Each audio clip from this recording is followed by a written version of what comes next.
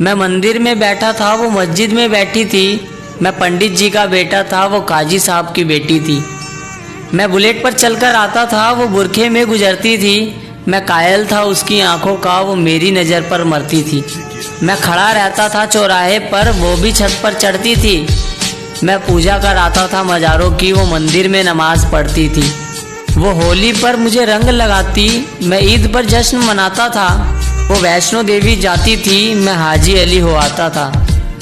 वो मुझको कुरान सुनाती, मैं उसको वेद समझाता था। वो हनुमान चालीसा पढ़ती थी, मैं सबको अजान सुनाता था।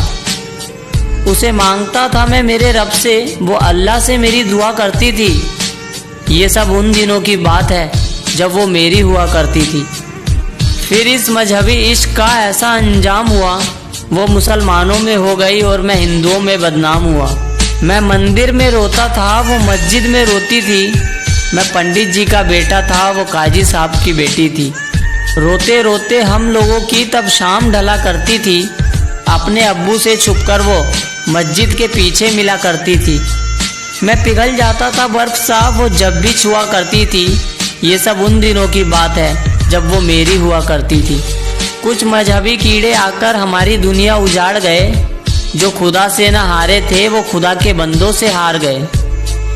जीतने की कोई गुंजाइश न थी, मैं इश्क का हारा बाजी था। जो उसका निकाह कराने आया था, वो उसी का बाप काजी था। जो गूंज रही थी मेरे कानों में, वो उसके शादी की शहनाई थी। मैं कलिया बिछा रहा था राहों में, आज मेरे जान की विदाई थी।